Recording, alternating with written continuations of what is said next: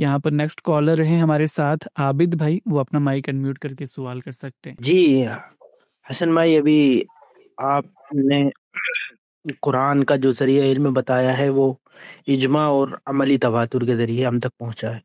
اسی طریقے سے آپ کا مطلب ہمارے روایتی علماء کا بھی، اور غامدی صاحب بھی سنت کو بھی اسی ذریعہ علم سے کہتے ہیں کہ سنت اور قرآن ایک ہی ذریعہ علم سے ہم تک پہنچا ہے، یعنی اجماع اور عملی تواتر کے ذریعے۔ تو سوال یہاں پر یہ ہوتا ہے کہ پھر آخر کیا وجہ ہے کہ سنت جب ہمارے پاس قرآنی کی طرح اتنی قطعی و ثبوت ذرائع سے پہنچی ہے، تو پھر میزان کے اندر جو پرانے ایڈیشن ہے اس میں داڑھی کو غامدی صاحب پہلے سنت میں شامل کرتے تھے، اور نومولود بچے کے کان میں جو اذان دی جاتی ہے اس کو بھی سنت میں شامل کرتے تھے۔ تو مطلب یہ اتنی قطعی و ثبوت چیزوں میں آخر اتنا تذبذب اور اتنا شک و شبہ کیوں پیدا ہوا کہ بعد میں وہی چیز سنت کی فہرست سے جو ہے کہ نکال دی جا رہی ہے؟ جی بہت شکریہ۔ آپ دینی علوم کا پس منظر رکھتے ہیں، مجھے امید ہے کیا یہ بات درست ہے، تاکہ میں اس پس منظر میں آپ سے گفتگو کروں تاکہ وہ بات آپ کو سمجھ آئے۔ جی میں ایک ندوی عالم دین ہوں۔ جی بہت اچھی بات۔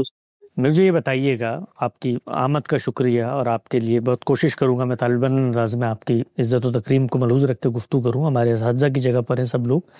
مجھے یہ بتائیے گا کہ قرآن مجید کے بارے میں تو یہ اتفاق ہے نا کہ وہ اجماع اور تواتر سے منتقل ہوا ہے، اس میں تو کوئی اختلاف نہیں ہے۔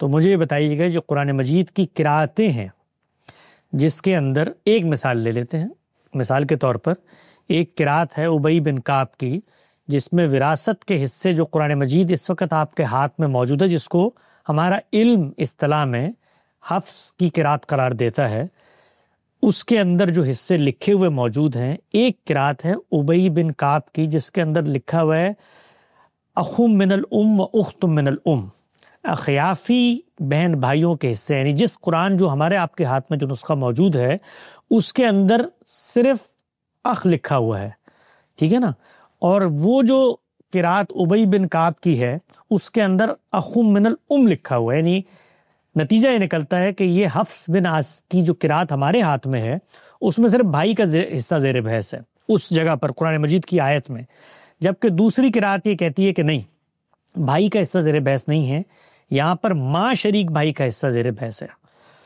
اور اس کے اوپر امام جساس کہتے ہیں کہ پوری امت کا اجماع ہے کہ یہاں پر اس آیت میں ماں شریک بہن بھائیوں کا حصہ زیر بحث ہے۔ تو میرا پہلا ایک جس کو آپ کہتے ہیں کاؤنٹر سوال ہے، صرف موقف کو سمجھنے کے لیے، کہ وہ جو قرآن مجید پوری قطعیت سے اجماع اور تواتر سے پہنچا تھا، اس قرآن مجید کے ساتھ یہاں پر کیا ہوا، اختلاف ہو گیا؟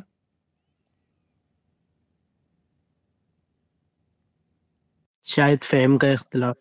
نہیں، فہم کا اختلاف کیسے ہو سکتا ہے بھائی؟ ایک قرآن مجید کی آیت میں پڑھ رہا ہوں، آپ آگے سے آ کر کہہ رہے ہیں کہ ایک اور قرآت موجود ہے۔ فہم کا اختلاف تو تب ہو کہ جب ایک آیت پہ میرا آپ کا اتفاق ہے، آپ کہہ رہے ہیں کہ نہیں یہ یہاں پر مفعول لہو نہیں بن رہا، مفعول مطلق بن رہا ہے، اس کا سیاق و سباق یہ نہیں ہے، جملے کی تالیف یہ نہیں ہے۔ فہم کا اختلاف تم ایک مشترک متفقہ متن کے اندر ہوگا نا، فہم کا اختلاف نہیں ہے، ماخذ کا اختلاف ہو گیا۔ یعنی آپ جو قرآن کی آیت پیش کر کے، اور یہ میں نہیں کہہ رہا، پورا علم ہمارا جو وراثت کی تقسیم کرتا ہے، اس گفتگو کے بعد اس کی جا کر آپ تحقیق بھی کیجئے گا، وہ یہی کرتا ہے کہ یہ جو قرآن مجید میرے ہاتھ میں ہے اس وقت، اس کی بنیاد پہ میں فیصلہ نہیں کروں گا، میں ابی بن کعب کی اس قرات جس میں اخو من الام لکھا ہوا ہے جو اس کتاب میں نہیں ہے اس کی بنیاد پہ فیصلہ کروں گا۔ تو یہ فہم کا اختلاف تو نہ ہوا۔ تو ابھی میں آؤں گا اس آپ کے اصل سوال کی طرف بھی آؤں گا، مقصود کوئی مناظرہ کرنا نہیں ہے، صرف یہ سمجھانا ہے کہ مسئلہ کہاں پر ہوتا ہے۔ اب میں آپ کو سمجھاتا ہوں کہ قرآن مجید تو متفق علیہ تھا، اجماع اور تواتر سے منتقل ہوا، تو پھر یہ علم کا اختلاف کیوں ہو گیا؟ کیوں قرآن کے معاملے میں کیوں ہو گیا؟ جو آپ سنت کے بارے میں مجھ سے پوچھ رہے ہیں کیوں ہو گیا؟ اس لیے ہو گیا کہ قرآن متفق علیہ تھا، قرآن سے متعلق کچھ چیزیں اخبار احاد میں نقل ہو گئی۔ اب جب اخبار احاد میں نقل ہو گئی تو ان کے ساتھ کرنا کیا ہے، اس پر ہمارے علم نے ایک نقطہ نظر اپنایا کہ ان کی روشنی میں یہ جو قرآن موجود ہے اس کو دیکھنا ہے۔ یہ ان کا نقطہ نظر ہے، غلط ہے، ہم اس کو درست نہیں سمجھتے، لیکن اختلاف تو پیدا ہو گیا کہ نہیں ہوا؟ متفق علیہ چیز میں اختلاف پیدا ہو گیا، اور پھر یہاں تک ہوا کہ اس سے آگے بڑھ کر یہ کہنا پڑ گیا، کیونکہ یہ کوئی چھوٹا موٹا اختلاف نہیں تھا، یہ بہت بڑا اختلاف تھا، تو یہ کہنا پڑ گیا کہ یہ جو باقی چیزیں منتقل ہوئی ہیں یہ تو قرآن مجید نقل متواتر ہے، اب ان کے بارے میں کیا کریں؟ تو انہوں نے کہا یہ بھی متواتر ہیں، قراتیں بھی متواتر ہیں، اب وہ قراتیں اگر متواتر ہیں تو ان کو بھی متواتر ثابت کریں۔ تو وہ ایک دور کا علم زور لگاتا رہا، اس کے بعد خود جزری نے یہ لکھ دیا کہ لقد كنت اجنحت بهذا القول، کہ بھائی میں اپنی اس بات سے رجوع کرتا ہوں کہ یہ متواتر ہیں، کوئی متواتر نہیں، اخبار احاد کے طریقے پر آئی ہیں۔ یہ مثال دینا مقصود کیوں ہے، یہ کیوں میں نے پورا کا پورا قضیہ بیان کیا؟ اس لیے تھا کہ جس وقت ایک قطعی محکم چیز کے ساتھ ایک خبر واحد کا سلسلہ آ جاتا ہے تو وہاں پر علم کو کوئی نقطہ نظر اپنانا پڑتا ہے، کانٹ چھانٹ کرنی پڑتی ہے، رائے دینی پڑتی ہے۔ تو دو ہی آراء ہو سکتی تھی اس موقع پر، کہ جس وقت قرآن مجید کی کسی نے ایک قرات پڑھی تو وہ آگے بڑھ کے ایک عالم یہ کہتے ہیں کہ نہیں، یہ قرات جو قرآن مجید کا متن نقل متواتر سے ہم تک پہنچا ہے، اس کی موجودگی میں کسی خبر واحد کے اندر اگر یہ چیز نقل ہوئی ہے تو اس کو ہم تسلیم نہیں کریں گے۔ یہ نقطہ نظر انہوں نے اپنا، تو نقطہ نظر تو اپنانا پڑتا، بحث ہو جاتی۔ تو جس وقت وہ یہ بحث کر رہے ہوتے تو آپ آ کے اگر کہتے ہیں اچھا بھائی تمہارا قرآن اگر متواتر تھا تو پھر یہ تم لوگوں نے کیوں بحث پیدا کر دی؟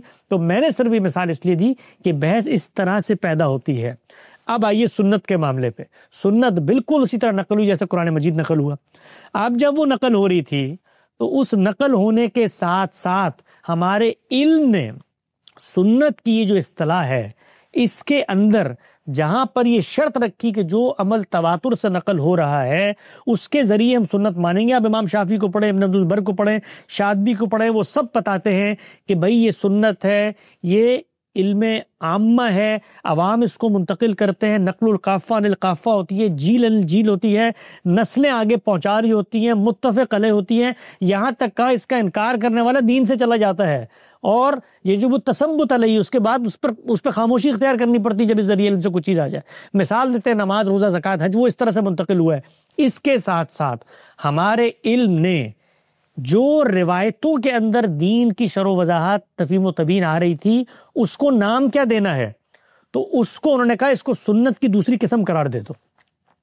تو پھر کیا ہوا کہ یہ سنت آ رہی تھی، آپ نے ایک اور ذریعے علم سے جو چیز آ رہی ہے اس کو سنت کی دوسری قسم قرار دے دیا۔ تو اب ایک عالم جو یہاں کھڑا ہوا ہے اس کے اوپر سے یہ سب چیزیں آ رہی ہیں۔ آواز آ رہی ہے میری آپ کو؟ جی جی جی ایک عالم کھڑا ہوا ہے، اس کے پاس اوپر سے یہ سب چیزیں آ رہی ہیں، یہ سنت ہے، اور اس کے ساتھ ایک رسی لٹکی ہوئی ہے کہ یہ بھی سنت ہے۔ تو وہ پہلی نظر میں جب اس تک پہنچتی ہیں، پہلی نظر میں، تو وہ کیا کرتا ہے؟ داڑھی ویسے کبھی غامدی صاحب نے میزان میں سنت میں شمار نہیں کی تھی، نو مولود کے کان میں اذان کو شامل کیا تھا، سنت کے تحت شامل کر لیا۔ کیوں؟ اس لیے کہ جو آپ کے سامنے حاضر و موجود علم ہے وہ بالکل اسی طریقے سے جس طرح اخم من الام اور اختم من الام کو قرآن بیان کر کے لکھ رہا ہے، آج بھی لکھ رہا ہے۔ کسی دارالافتاء میں جائیں اور ان سے پوچھیں اخیافی بہن بھائیوں کا، ماں شریک بہن بھائیوں کا کیا حصہ ہے، اور اس کی دلیل لکھیں تو وہ نیچے یہ آیت لکھیں گے، اخم من الام اختم من الام، جو قرآن مجید میں موجود نہیں ہے۔ وہ آپ پوچھیں گے یہ آیت کہاں سے لکھ دی آپ نے، قرآن میں تو ہے نہیں۔ وہ کہیں گے یہ ابی بن کعب کی قرات میں تھی، اس پر اجماع ہے کہ اسی طرح سے تقسیم ہوگا۔ تو بالکل اسی طرح سے ایک عالم بیٹھا ہے، وہ یہ بتانے کے لیے کہ سنت بھی اس طرح قرآن کی طرح نقل ہوئی ہے، اس کے سامنے جو ذخیرہ آتا ہے اس میں اس علم نے چونکہ یہ مان لیا ہے کہ سنت کی دو قسمیں ہیں، تو اس نے نو مولود کے کان میں اذان کو سنت شمار کر دیا ہے۔ تو جیسے ہی اس نے یہ لکھا، غام صاحب نے لکھا، تو علم میں سے اہل حدیث جو نقطہ نظر ہے اس نے آ کر بتایا کہ بھائی یہ جس چیز کو آپ سنت قرار دے رہے ہیں وہ چونکہ وہ اس دوسرے ذریعے علم سے جب سنت اخذ کی جاتی ہے اخبار احاد کی، تو اس میں وہ تحقیق کرتے ہیں، خبر محکم ہے، یہ راوی ٹھیک ہے، سب چیزیں۔ انہوں نے کہا بھائی یہ حدیث تو ابتدائی 3 صدیوں میں سامنے نہیں آتی، تو اگر یہ سنت تھی تو علم کو تو نقل کرنا چاہیے تھا۔ تو پھر اس غلطی کی تصحیح ہو گئی۔ تو بیان کرنا اس دراز نفسی سے مقصود یہ ہے کہ چیزوں کو کبھی ایک الزامی تردد سے سمجھنے کے بجائے ان کے اندر اتر کے جب ہم سمجھیں گے تو ہمیں پرابلم سمجھ میں آئے گا کہ غلطی کیوں لگی، کیسے لگی۔ اس لیے نہیں لگی کہ سنت اجماع اور تواتر سے نقل نہیں ہوئی، وہ قرآن میں بھی آپ کو لوگوں کو اس لیے نہیں لگی، وہ اخبار احاد کے ساتھ ضم کر دی گئی، تو آپ نے اس کو قرآن قرار دے دیا، یہاں اس کو سنت قرار دے دیا۔ تو یہ ایک عالم کی بہت بڑی خدمت ہے کہ اس نے ان دو چیزوں کو الگ الگ کر کے بتایا، اور اس الگ الگ کرنے میں ایک غلطی جو علم سے ہوئی ہوئی تھی اس کو اس نے قبول کر لیا، بلکہ اس میں بڑا سبق ہے۔ سبق یہ ہے کہ کبھی بھی علم کی متفق علیہ چیزوں کو بادنیٰ تعامل قبول نہیں کرنا چاہیے، یہ سبق ہے اس کے اندر۔ یعنی علماء تو اس میں کبھی کبھی میں دیکھتا ہوں وہ ٹھٹا اڑاتے ہیں، غامدی صاحب کا تمسخر مذاق کرتے ہیں۔ یہ ایک دفعہ کہتے ہیں سنت اجماع تواتر سے، سنت تو غیر قطعی ذریعے سے منتقل ہوئی ہے، وہ سب چیزیں 4 چیزیں میرے پیچھے میں نے بیان کی کہ یہ مانو حدیث کو، پھر ہم تمہیں کہیں گے حدیث کو سنت کا ماخذ مانو، یہ کرو وہ کرو، اور یہ دیکھو خود اگر یہ محکم ہے تو یہ کیسے غلطی ہو گئی؟ یہ غلطی آپ لوگوں کی وجہ سے ہوئی، کیونکہ آپ لوگوں نے دونوں چیزوں کو ڈسٹنگ کرنے کے بجائے ایک ہی نام دے دیا۔ تو پھر ہم یہ بتاتے ہیں کہ ان روایات کو یہ نام بھی مت دو، سنت کا نام مت دو، سنت مستقل بالذات ہے، وہ الگ ہے، وہ اجماع اور تواتر سے آتی ہے، یہ اخبار احاد ہے، ان کو بھی ماننا ہے۔ اس کو کیسے ماننا ہے وہ ہم نے بیان کر دیا، ایسے نہیں ماننا جیسے آپ لوگ کہہ رہے ہیں، ایسے ماننا جیسے ہم نے بیان کیا۔ تو اس طریقے سے علم کی اغلاط کی آدمی تصحیح کرتا ہے۔ جی، یہاں سے ایک جزوی سوال اور نکلتا ہے کہ جیسے کہ ہمارے روایتی علماء بھی یہی کہتے ہیں کہ سنت بھی قرآن کی طرح اجماع اور عملی تواتر سے ہم تک پہنچی ہے، لیکن غامدی صاحب نے جو ایک نئی چیز ہمیں ملتی ہے غامدی صاحب کے یہاں، وہ یہ کہ سنت کو آپ نے متعین تعداد میں محدود کر دیا ہے، جبکہ ہمیں پیچھے نہیں ملتا۔ پیچھے جو ہم پڑھتے ہیں تو جیسے یہ تعریف تو ضرور ملتی ہے کہ قرآن اور قرآن کی عملی تصویر کو سنت کہا جاتا ہے۔ ایک ایک کر کے چیزوں کو چلتے ہیں۔ غامدی صاحب نے سنت کی تعداد کو محدود کر دیا، متعین کر دیا۔ کوئی ایک سنت بتائیے جو اس تعداد کے اندر نہیں پائی جاتی۔ مطلب میرا کہنے کا نہیں، میرا سوال یہ کہ مطلب کیا سنت پھر صرف 26 یا 27 ہی؟ نہیں 26 27 نہیں ہے، یہ پھر غلط بات، بالکل غلط بات۔ سینکڑوں کی تعداد میں سنتیں کتاب میں موجود ہیں، 27 عنوانات ہیں۔ کبھی کتاب کھول کے میں حیران ہوتا ہوں کبھی کبھی علمی لوگوں کو، دینی پس منظر رکھنے والے لوگوں کو، کہ ادھر ادھر کی اڑتی پھرتی چلتی خبروں کو سن کے 27 بنا دی سنتیں ہزار۔ کبھی میزان کتاب کھول کر ہمیں پڑھنے کی، یہ میں کیوں کہتا ہوں، اس لیے کہ میں خود آپ لوگوں میں سے اٹھا ہوا آدمی ہوں، شرم آتی ہے خدا کی قسم۔ اب لوگوں میں جاتے ہیں تو وہ مذاق اڑاتے ہیں ہمارا۔ کو مذہبی لوگوں کو کچھ ہوش کے ناخن لے کر کو پڑھنا لکھنا چاہیے بھائی، اگر آپ آئے ہیں کسی موضوع پہ بات کرنے کے لیے۔ یعنی کون سی 27 سنتیں ذرا مجھے بتائیں مجھے، آج آپ سب لوگ بھی سن رہے ہوں گے، کون سی 27 سنتیں؟ سینکڑوں کی تعداد میں، ہزاروں کی تعداد میں سنتیں ہیں۔ غامدی صاحب کی کتاب میزان کے اندر بیان ہوئی ہیں، ان کے جامع عنوانات ہیں۔ مثلا نماز سنت طریقے سے منتقل ہوئی ہے، اب اس کے اندر اذان بھی ہے، اقامت بھی ہے، جمع بین الصلاتین کی سنت بھی ہے، اس کے اندر نماز کے اعمال بھی ہیں، اذکار بھی ہیں، نواقض بھی ہیں، وضو بھی ہے، ہزاروں سنتیں شامل ہیں، ہر پہلو میں شامل ہے۔ تو میں صرف ایک سوال پوچھتا ہوں، صرف ایک سوال، کہ کوئی ایک سنت بتائیے جو ان 27 عنوانات کے تحت جو ہزاروں سنتیں نقل ہوئی ہیں ان میں موجود نہیں ہے اور خارج میں پایا جاتا ہے۔ کوئی ایک چیز بتائیں، اب آپ ایک بتائیں کوئی۔ میرا حسن بھائی، میرا مطلب سوال صرف وہ متعین تعداد کے اوپر تھا، میں یہ نہیں متعین تعداد پہ بھائی سوال جب ہوگا مجھے، میں اگلے سے پوچھوں گا کہ بھائی مجھے متعین تعداد پہ سوال ہے، تو اگلا ہی پوچھے گا نا کہ بھائی یہ متعین تعداد پہ سوال ہے تو کوئی تعداد میں کمی بیشی کرنی ہے تبھی سوال پیدا ہوا ہوگا نا۔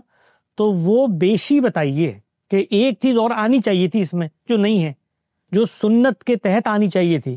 آپ کہیں نہیں سنت سے ہماری مراد جو ہے وہ رسول اللہ کا طریقہ ہے، سنت سے ہماری مراد اللہ کا طریقہ، اللہ نے اپنے لیے سنت کا، تو سنت یہاں اس مفہوم میں ہے نہیں نا۔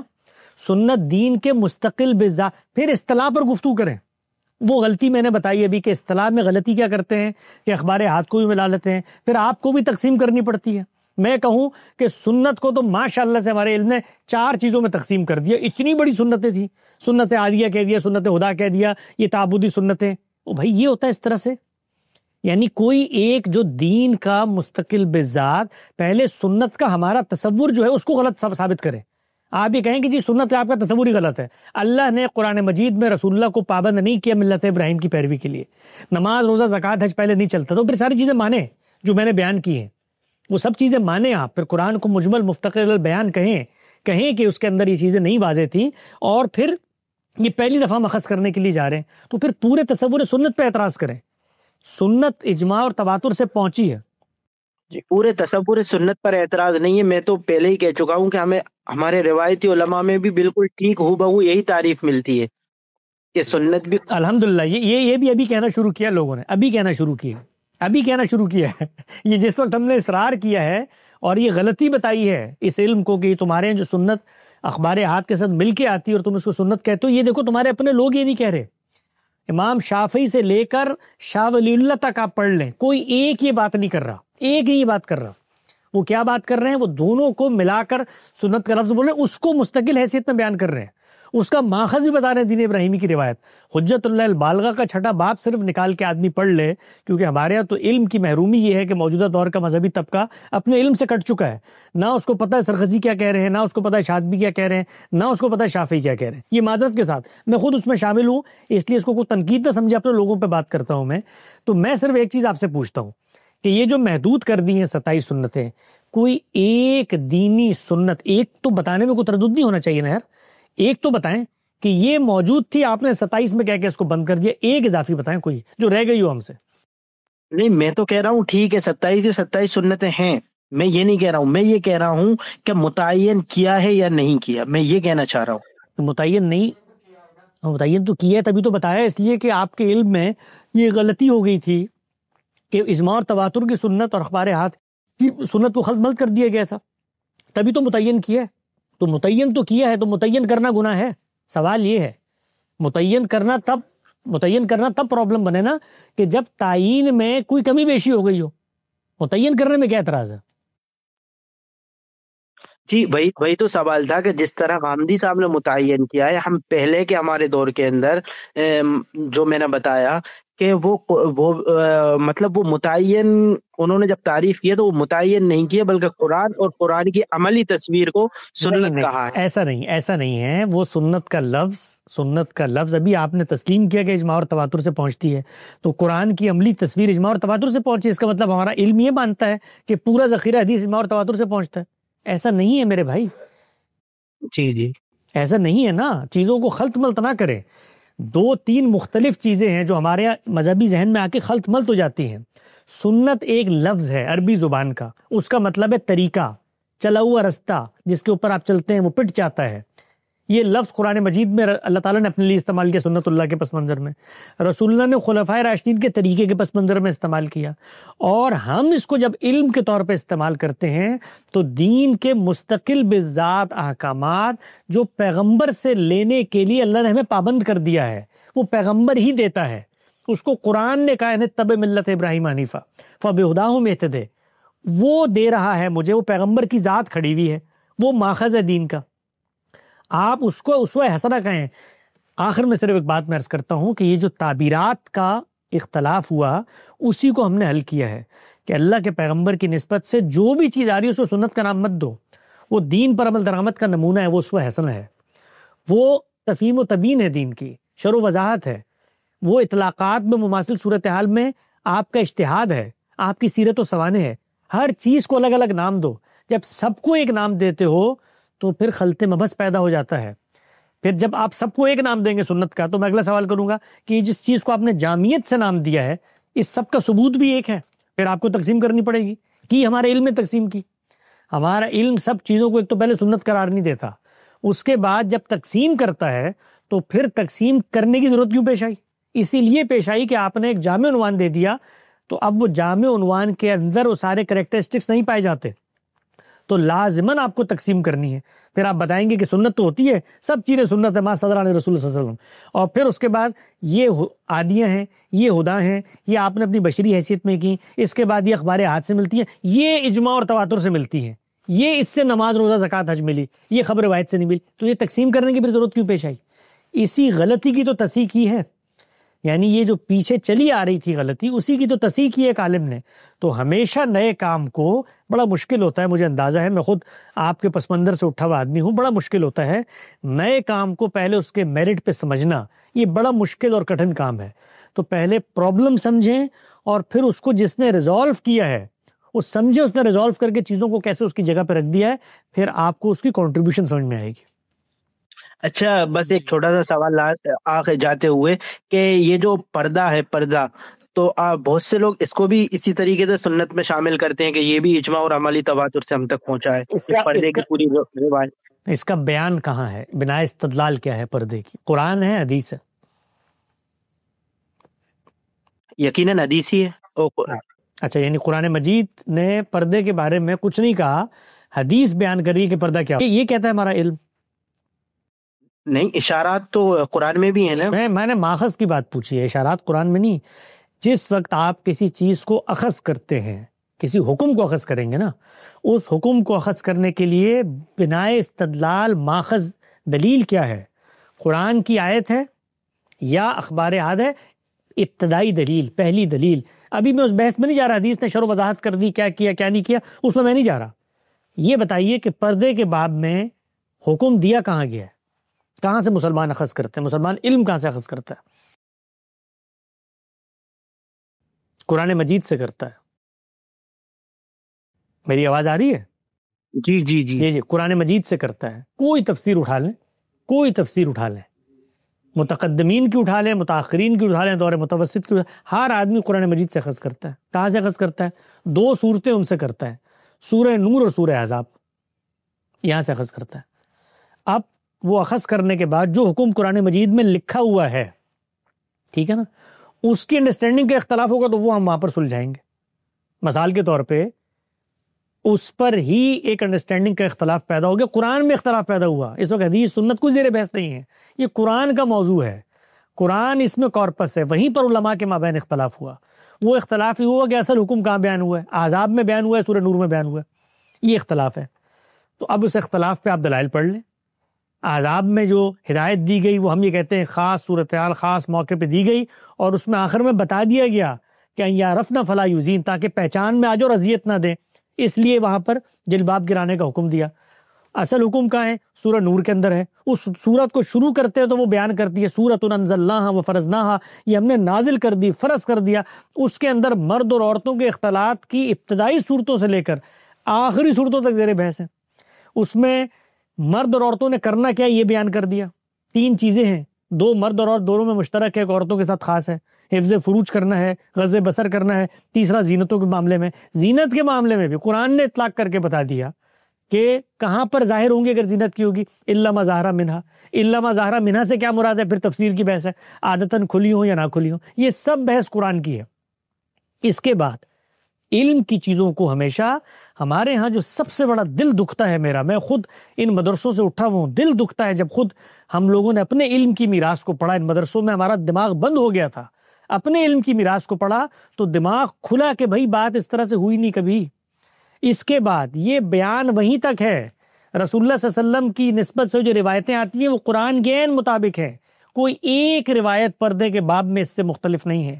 اس کے بعد احناف کے ہاں یہ بحث پیدا ہوئی کہ سدًا للذریعہ، کیا چہرے کو بھی اس میں شامل کرنا چاہیے یا نہیں کرنا چاہیے. یہ نہ قرآن کی بحث ہے نہ حدیث کی بحث ہے، یہ احناف کی عقلی بحث ہے جو سدًا للذریعہ کے اصول پہ ہوئی. اس پر ہم اپنا نقطہ نظر پیش کرتے ہیں کہ خود قرآن مجید نے اختلاف مرد و زنت کے آداب میں جو چیزیں بیان کی وہ خود سدًا للذریعہ ہیں.